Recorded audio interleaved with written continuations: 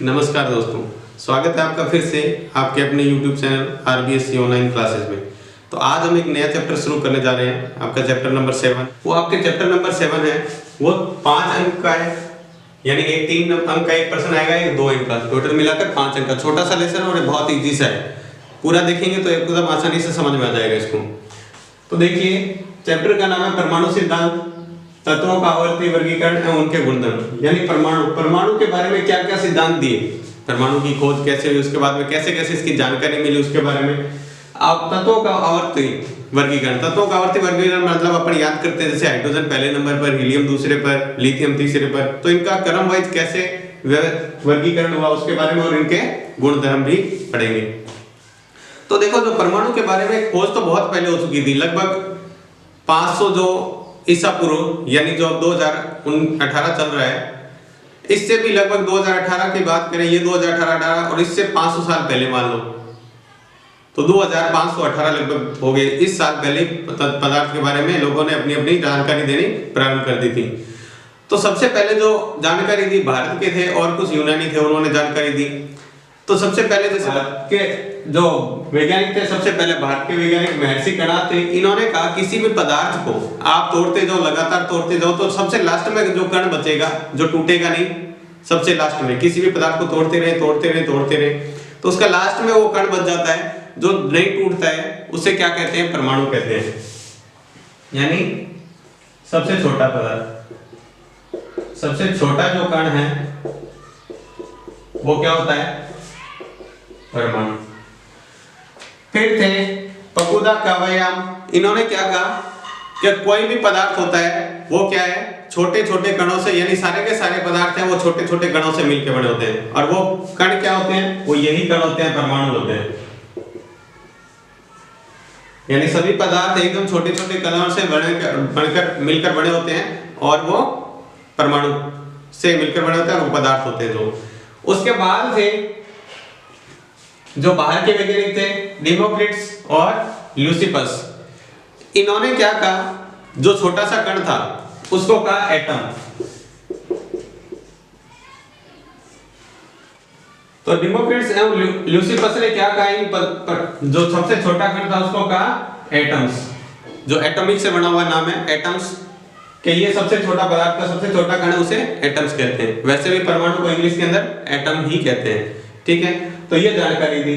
तो इन्होंने जानकारी तो दे दी, लेकिन अपने कोई भी तर्क जो दिया जाता है उसका प्रायोगिक आपके पास उसका तथ्य होना चाहिए, यानी प्रयोग करके आप सिद्ध कर सके कि ये चीज ऐसे होती है, तब आपका उसका मान्य होगा। तब इनको कहा गया कि ये प्रायोगिक तथ्य इनके इतने साक्ष्य नहीं थे, मतलब बहुत अच्छे नहीं थे, तो इनकी भी ये बात पहले मानी नहीं गई। तो उसके बाद जो वैज्ञानिकों ने जो तथ्य दिए प्रयोग कर करके, उनके बारे में अलग अलग वैज्ञानिकों के अलग अलग सिद्धांत थे, कौन कौन से थे उसके बारे में बात करते हैं। तो जो तथ्य दिए उनको देखते हैं। सबसे पहले जैसे दिया था डाल्टन ने, तो डाल्टन के बारे में बात कर लेते हैं।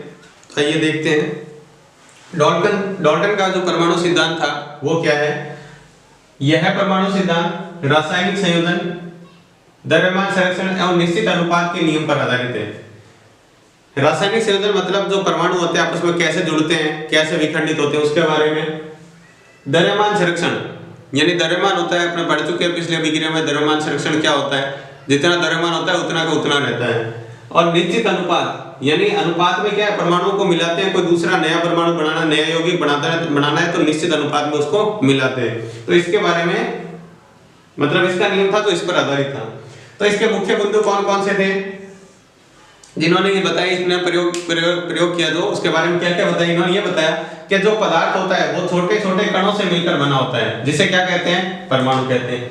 जो पदार्थ होता है, अपन पहले जो आपके रसायन विज्ञान जो अपने पाठ शुरू किया था 1 कक्षा 10 का, उसके सबसे पहले 2 क्लासें थी बेसिक के बारे में, तो उसके बारे में अपनी जानकारी की थी। परमाणु क्या होता है, पदार्थ क्या होता है, अणु क्या होता है, उसके बारे में। अगर वो नहीं देखा है तो वो देखें, उसके बाद ही बहुत ही आसानी से समझ में आएगा।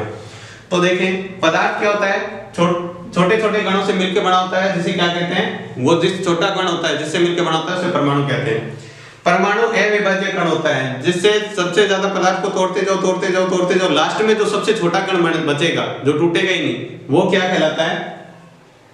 परमाणु। यानी अविभाज्य, लास्ट में जो कण बचेगा उसको तोड़ नहीं सकते आप। एक ही तत्व में सभी परमाणु क्या होते हैं, समान होते हैं। एक तत्व है, जैसे मान लो कोई लोहा है, तो लोहे के अंदर जितने भी परमाणु है सारे किसके हुए, लोहे के, और एक जैसे होंगे। उनका परमाणु भार, परमाणु आकार, उनका द्रव्यमान, ये सारे के सारे क्या रहते हैं, समान होंगे। दूसरा, भिन्न भिन्न तत्वों में परमाणु क्या होते हैं, भिन्न भिन्न होते हैं। अलग अलग तत्व है तो उसके परमाणु भी क्या होंगे, अलग अलग होंगे। उसका परमाणु आकार अलग होगा, उनका भार अलग होगा, ठीक है, तो ये उनके अलग होंगे। अब देखो इसके बाद है यौगिक। परमाणु के निश्चित अनुपात का योग होता है। यौगिक कैसे बनते हैं, परमाणु होता है निश्चित अनुपात में। जैसे मान लो बात करें H2O की, तो H2O किससे बनता है, H से और O से। यहाँ हाइड्रोजन कितने हैं, 2 हाइड्रोजन है, और ऑक्सीजन कितना है, 1। तो ये निश्चित अनुपात मिला है 2:1। हाइड्रोजन का एक परमाणु है, यहाँ ऑक्सीजन का एक परमाणु है, दोनों मिलकर क्या बना रहे हैं, एक जल का परमाणु बना रहे हैं, एक जल का अणु बन रहा है, एक अणु जल का बन रहा है। तो ये एक निश्चित अनुपात में मिला है, यहाँ पर 2:1 हो गया। तो ऐसे ही निश्चित अनुपात में मिलाने से क्या बनता है, यौगिक मिलता है।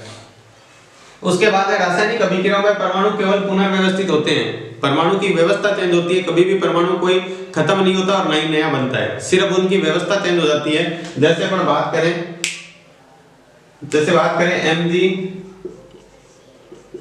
Mg+O, या इसकी बात कर लेते हैं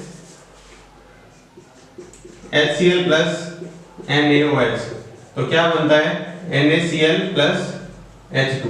तो ऐसा नहीं है कि ये हाइड्रोजन यहाँ से गायब हो गया, नहीं, ये हाइड्रोजन और ये H2O मिलकर जल बना दिया, और ये NaCl, सिर्फ इनकी व्यवस्था चेंज होगी। देखो NaCl सोडियम क्लोराइड H से बन गया, इसके साथ आ गया, ये परमाणु इसके साथ बन गया, और ये हाइड्रोजन और ये हाइड्रोक्साइड दोनों मिलकर क्या बना दिया, जल बना दिया। तो इनकी व्यवस्था चेंज होगी, जो परमाणु थे इनकी व्यवस्था जुड़ने की वो चेंज होगी, लेकिन वैसे के वैसे रहते हैं। ना ही तो अभिक्रिया, कोई भी रासायनिक अभिक्रिया, ना तो कोई नया परमाणु बनेगा उसके अंदर, और ना ही पहले वाला नष्ट होगा, वैसा का वैसा रहेगा।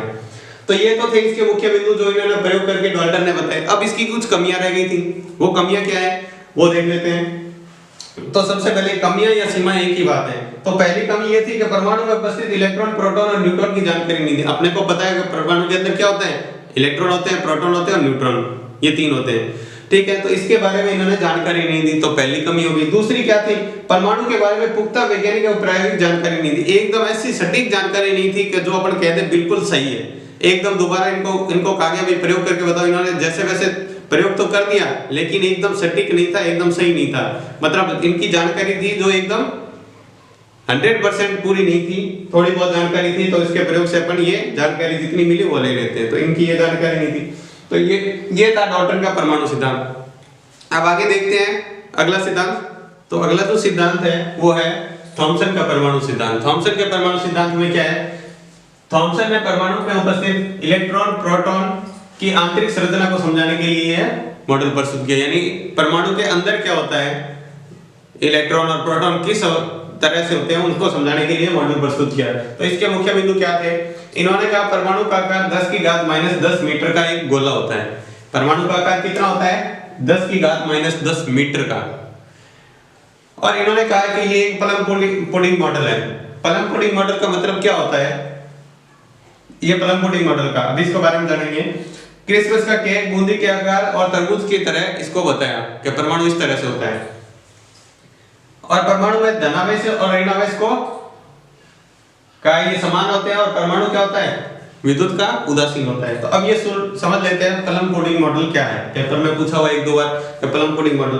तो प्लम पुडिंग मॉडल का मतलब ये होता है, जैसे ये केक होता है, जो बर्थडे वाला केक होता है, उसके अंदर क्या होते हैं, इस तरह से तो ब्रेड लगा होता है, इसके अंदर ऐसे तरह क्या डले रहते हैं, ड्राई फ्रूट।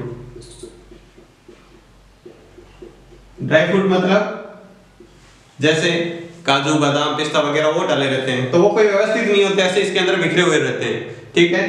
तो उसने कहा ये जो ड्राई फ्रूट होते हैं वो होते हैं इलेक्ट्रॉन, और बाकी जो ब्रेड वाला भाग बचा हुआ है ये सारा का सारा, ये क्या होता है, ये खाली ब्रेड वाला भाग होता है, ये होता है प्रोटॉन। यानी उन्होंने कहा कि परमाणु होता है वो एक बचने वाले केक की तरह होता है। इसके अंदर जो ड्राई फ्रूट होते हैं जैसे काजू, बादाम, पिस्ते, ये तो होते हैं इलेक्ट्रॉन की तरह व्यवस्थित, और बाकी जो बचा हुआ भाग होता है वो होता है प्रोटॉन। तो इस मॉडल को कहते हैं प्लम पुडिंग मॉडल, ठीक है। इसको ऐसे भी कह सकते हैं जैसे बूंदी वाला लड्डू होता है, उसके अंदर भी क्या होते हैं, ड्राई फ्रूट या वो बाकी सारे पीले कलर के होते हैं, कुछ एक लाल कलर के, हरे कलर के, उसमें अंदर बूंदी वाले जो डाले होते हैं वो छोटे छोटे दाने, वो क्या है, जो पीला भाग है वो तो क्या है, प्रोटॉन है, और बाकी जो भाग है वो थोड़े बहुत हरे कलर के उसके अंदर दाने होते हैं, जो लाल कलर के होते हैं वो क्या होते हैं, इलेक्ट्रॉन होते हैं। उसने बताया तरबूज की तरह, ये मान लो एक तरबूज है, तरबूज के अंदर भी क्या होते हैं, इसी तरह से ये सारे क्या होते हैं, उसके अंदर बीज होते हैं ऐसे बिखरे हुए। तो तरबूज के अंदर जो बीज होते हैं, बीज को तो कहा इलेक्ट्रॉन, और बाकी जो लाल वाला भाग होता है उसके अंदर, बीज के अंदर जो लाल भाग होता है उसको क्या कहा, प्रोटॉन।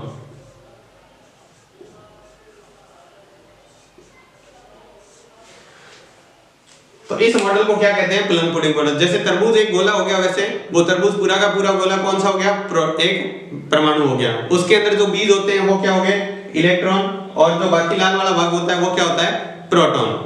तो इस तरह से जो मॉडल है वो क्या कहलाता है, प्लम पुडिंग मॉडल। तो इसके अंदर देखो ये इसीलिए लिखा हुआ था, क्रिसमस केक बूंदी के लड्डू और तरबूज की तरह होता है। परमाणु में समान मात्रा में, इन्होंने कहा जितने भाग बीज होते हैं उतना भाग ही कौन सा होता है, लाल वाला भाग। यानी परमाणु के अंदर धनावेश और ऋणावेश, धनावेश कौन सा होता है, जो प्रोटॉन होता है वो हमेशा धनावेश होता है, इलेक्ट्रॉन होता है वो ऋणावेश होता है, कि दोनों बराबर मात्रा में होते हैं। और धनावेश और ऋणावेश दोनों बराबर हैं तो क्या हो जाता है, परमाणु विद्युत का उदासीन हो जाता है, मतलब ना तो उसके ऊपर प्लस आवेश रहेगा ना ही माइनस रहेगा, उदासीन रहेगा। अब देख लेते हैं इसकी कमियां क्या थी।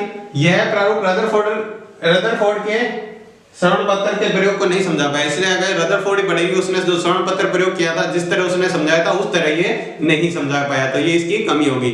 तो आइए अब देखते हैं रदरफोर्ड का जो श्रवण पत्र प्रयोग था उसने सोने की बत्ती पर प्रयोग किया था, किस तरह प्रयोग किया था और क्या प्रयोग किया था उसके बारे में देखते हैं। तो रदरफोर्ड ने सोने की पतली बत्ती पर अल्फा कण यानी हीलियम के कण, सोने की बहुत ही पतली एकदम, मतलब 10 की घात -7, यानी इतनी पतली थी कि 10 की घात -7 मीटर उसकी चौड़ाई थी, इतनी पतली पतली थी।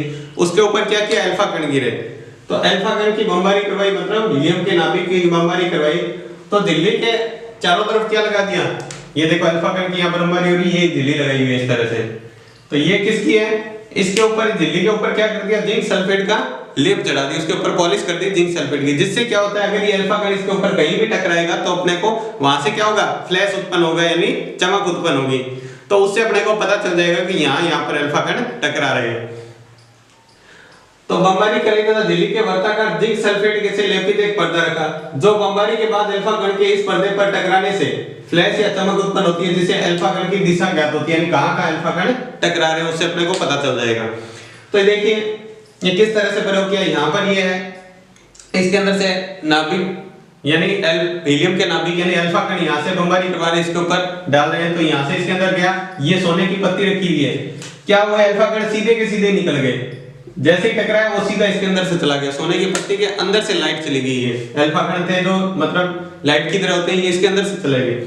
अब यहाँ अपने को क्या हुआ, चमक उत्पन्न हुई, तो अपने को पता चल रहा है कि इसके अंदर से सीधे जा रहे हैं, इसकी लाइट में ये पर्दा लगाया हुआ है ऐसे, उसके अंदर से चले गए अल्फा कण, तो अपने को पता चला कि यहाँ टकरा रहे हैं। और ये जिंक सल्फेट से लेपित किया हुआ था, तो चमक उत्पन्न होते ही अपने को पता चल रहा था। अब देखो इसने किस तरह से परीक्षण में क्या क्या किया। तो इसने क्या देखा परीक्षण में कि अधिकांश अल्फा कण दिल्ली से सीधे ही निकल गए, क्या हुए, सीधे निकल गए, तो सीधे सामने टकराए तो अपने को पता चल रहा है कि ये सीधे निकल रहे हैं इसके अंदर से। दूसरा क्या, बहुत कम अल्फा कण क्या हुए, थोड़े बहुत अल्फा कण इधर-उधर विक्षेपित हो गए, मतलब सीधे रास्ते से थोड़ा बहुत मुड़ गई, आज तो एक ही दिशा में रहे, कुछ देखो इधर जा रहे हैं कुछ इधर जा रहे हैं, तो ये हुआ। और 20,000 कण में से ये देखा गया कि 20,000 अल्फा कण में से सिर्फ एक अल्फा कण ऐसा था जो 180 डिग्री पर विक्षेपित हुआ, यानी टकराकर वापस भी चला गया। सारे के सारे लगभग तो सारे सीधे निकल गए, कुछ एक कण थे जो थोड़े बहुत इधर-उधर विक्षेपित हुए। और ये बताया गया कि रेशियो ये था, लगभग मान लो 20,000 कण अपन डाले तो एक कण अपने को वापस टकराकर अपनी तरफ यानी वापस इधर अल्फा कण आया। तो ये उसका परीक्षण था। तो देखते हैं इसके निष्कर्ष, रदरफोर्ड भी क्या क्या निष्कर्ष निकाले, जो प्रयोग किया ये जो प्रयोग किया इसे क्या क्या निष्कर्ष निकाले हैं वो देखते हैं। तो सबसे पहले इसने बताया कि परमाणु का अधिकांश भाग क्या होता है, खोखला व आवेशहीन होता है।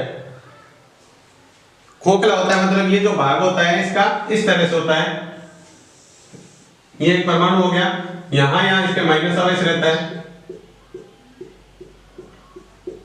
बाकी अधिकांश भाग क्या होता है, खोखला होता है, खाली होता है। उसके बाद उसने कहा समझ धनावेश केंद्र में स्थित होता है। समझ धनावेश कहाँ होता है? इसके केंद्र में। यहाँ प्लस जितना भी होगा वो सारा का सारा इसके केंद्र में, बाकी ये भाग सारा क्या रहेगा? खाली रहेगा।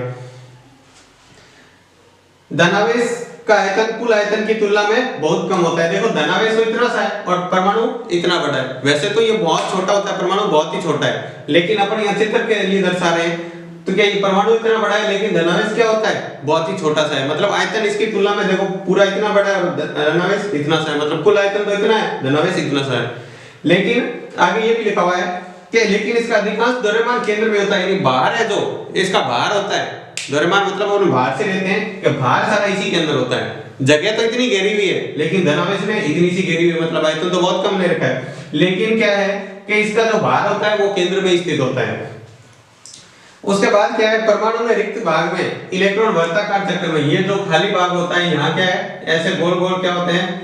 इलेक्ट्रॉन चक्कर लगाते रहते हैं वर्ताकार भाग में। ये गोल गोल भाग में यहाँ वो इलेक्ट्रॉन क्या करते रहते हैं? घूमते रहते हैं, ऐसे घूमते रहेंगे। तो इस जो वर्ताकार भाग होता है इसको बोलते हैं कक्षा। जो वर्ताकार भाग है इसको कक्षा बोलते हैं। और ये सारा का सारा क्या होता है? परमाणु वैद्युत उदासीन होता है।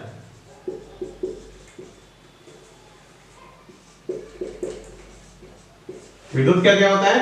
उदासीन होता है। ना तो इसके ऊपर प्लस आवेश होता है ना ही माइनस होता है, क्योंकि जितने धनावेश होते हैं उतने के उतने ऋण आवेश होते हैं। ये अपन पहले बात कर चुके हैं। तो ये इसके निष्कर्ष थे। रदरफोर्ड के क्या क्या निष्कर्ष निकाले, तो ये एक इसका टॉपिक है रदरफोर्ड वाला, जो परीक्षा की दृष्टि से बहुत ही महत्वपूर्ण है। इसको एकदम आपको बहुत ही ध्यानपूर्वक देखना है और समझना है इसको, क्योंकि ये परीक्षा की दृष्टि से बहुत ही महत्वपूर्ण है। परीक्षा में आने के इसके पूरे चांसेस है। तो रदरफोर्ड की कमियां कौन कौन सी है देख लेते हैं। एक तो परमाणु के स्थायित्व की व्याख्या नहीं कर सका। ये परमाणु है, इसका स्थायित्व कैसा होता है उसके बारे में नहीं बता सका, तो ये इसकी पहली कमी होगी। दूसरा है परमाणु की इलेक्ट्रॉन संरचना, इलेक्ट्रॉन इस तरह से किस व्यवस्था होता है, इलेक्ट्रॉन की संरचना कैसी है इसके अंदर, वो उसके बारे में नहीं बता सका रदरफोर्ड, यानी परमाणु की इलेक्ट्रॉन संरचना को स्पष्ट नहीं कर सका। एक थोड़ा सा और देख लेते हैं। इनके अनुसार परमाणु का व्यास कितना होता है? 10⁻⁻10 मीटर। और इसका नाभिक का व्यास कितना होता है? जो इसके अंदर नाभिक है इसका व्यास 10⁻⁻15 मीटर, यानी 10⁻10 का मतलब होता है 1/10 के आगे 10 जीरो लगे, 1 के आगे 10 जीरो लगाएंगे यहाँ पे तो हो जाएगा। और 15 का मतलब 1/10 की पावर मतलब आगे 15 जीरो लगाएंगे तब, यानी इतनी बहुत कम ये संख्या है, बहुत ही छोटा होता है, यानी अपन सोच भी नहीं सकते इससे छोटा होता है ये। अब देखते हैं अगला, नील्स बोर की परिकल्पना, यानी नील्स बोर ने परमाणु के बारे में इनकी क्या क्या परिकल्पनाएं थी वो देखते हैं। तो नील्स बोर की परिकल्पना ये थी कि नील्स बोर ने हाइड्रोजन परमाणु की संरचना तथा उसके स्पेक्ट्रम को समझाने के लिए मॉडल प्रस्तुत किया। किसके बारे में? हाइड्रोजन की संरचना समझाएंगे किस तरह की होती है, और उसके परमाणु मॉडल को यानी उसके स्पेक्ट्रम को समझाने के लिए मॉडल प्रस्तुत किया। तो इसके मुख्य बिंदु क्या क्या थे वो देख लेते हैं। तो सबसे पहले इसने ये बताया कि परमाणु के केंद्र में नाभिक होता है। अपन ये बात कर चुके हैं, परमाणु के केंद्र में क्या होता है? नाभिक होता है। और जैसे धनावेश कण होता है, यानी ये मान लो परमाणु है, इसके ये क्या होगा? नाभिक। ये हो गया नाभिक, यानी परमाणु के केंद्र में क्या होता है? नाभिक होता है, यानी धनावेशित कण होता है, इसके पीछे प्लस है, जिसे क्या कहते हैं? जिसके अंदर क्या होते हैं? प्रोटॉन होते हैं।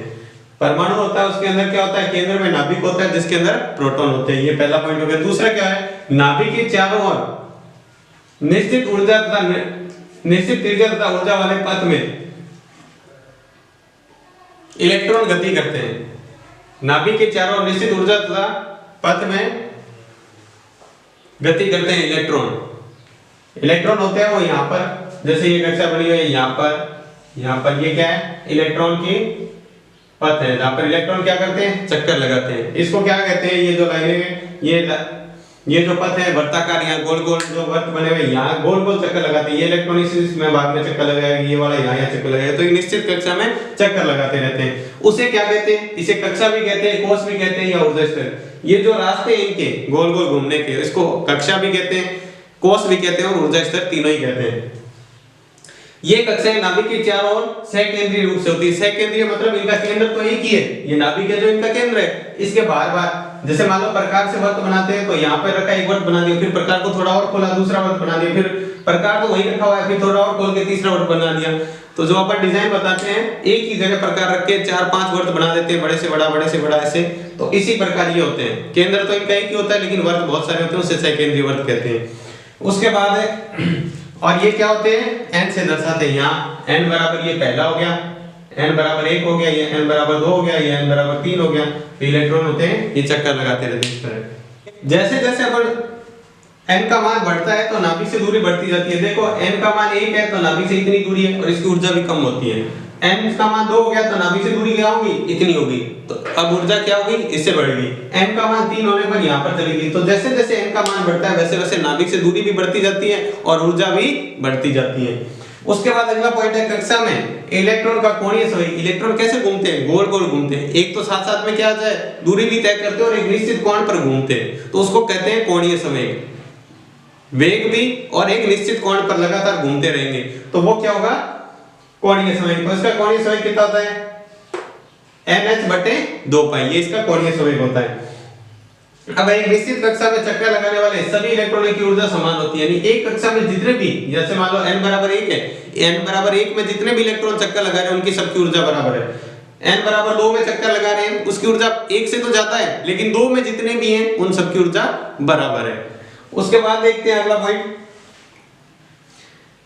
कि जो इलेक्ट्रॉन बाहर से ऊर्जा का ग्रहण, कभी कभी क्या होता है, ये जो इलेक्ट्रॉन होते हैं, जैसे मान लो यहाँ पर है, ये कोई कक्षा है, ये नाभिक हो गया, कभी कभी इलेक्ट्रॉन क्या करता है, बाहर से ऊर्जा ले लेता है। मान लो यहाँ इलेक्ट्रॉन था, बाहर से उसने ऊर्जा ली, और ये क्या कर जाता है, उच्च ऊर्जा स्तर में चला जाता है।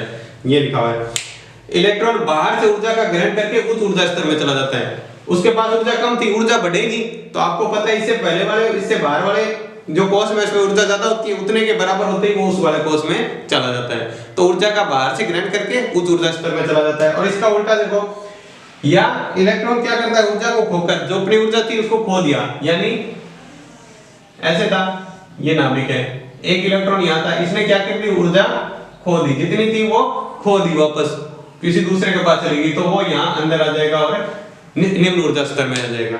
तो लिखा है बाहर से ऊर्जा को ग्रहण करके उच्च ऊर्जा स्तर में चला जाता है, और अगर उच्च ऊर्जा स्तर में तो ऊर्जा को खोकर निम्न ऊर्जा स्तर में आ जाएगा। तो ये तो नील्स बोर की कमियां थी, वो क्या थी, यानी सीमाएं थी। सबसे पहला ये है कि अधिक इलेक्ट्रॉन वाले परमाणु को इस मॉडल द्वारा स्पष्ट नहीं किया जा सकता। जिन परमाणु में बहुत सारे इलेक्ट्रॉन होते हैं, यानी जैसे जैसे परमाणु क्रमांक बढ़ता है तो इलेक्ट्रॉनों की संख्या बढ़ती जाती है, तो जिनमें इलेक्ट्रॉनों की संख्या अधिक थी उसको इस मॉडल द्वारा समझाया नहीं जा सका, नील्स बोर द्वारा।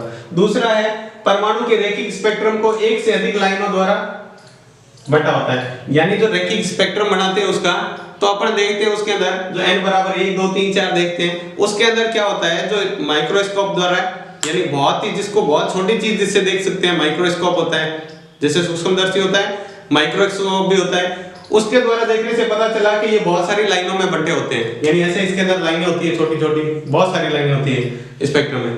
तो उसके बारे में इसको कारण नहीं बता पाया कि ये किस कारण से होती है, इस लाइनों का मतलब क्या है। जो तीसरा ये इसकी कमी थी वो ये थी कि परमाणु द्वारा रासायनिक बंध बनाकर अणु बनने की प्रक्रिया को स्पष्ट नहीं कर सका, यानी जो परमाणु होते हैं वो आपस में बंध बनाकर क्या बना लेते हैं, अणु बना लेते हैं। अपन जैसे पहले बात की थी, 2 या 2 से अधिक परमाणु मिलते हैं तो क्या बन जाता है, अणु। तो इस प्रक्रिया को ये नहीं समझा सका। तो ये जो थे अपने बड़े थे वैज्ञानिकों के, जो परमाणु के द्वारा दिए गए, परमाणु के बारे में दिए गए मॉडल थे, उसके बारे में जानकारी थी। तो ये आपके जो है इसमें इसको अच्छी तरह समझना है, और उसके बाद अगर आपको कोई चीज समझ में नहीं आती है या आपको कोई इसके लिए सुझाव देना है तो प्लीज कमेंट बॉक्स में लिखकर हमें जरूर भेजें। तो आज की क्लास अगर आपको अच्छी लगी है तो लाइक करें, सब्सक्राइब करें, धन्यवाद। और अगली क्लास में अपन बात करेंगे तत्वों के वर्गीकरण के बारे में।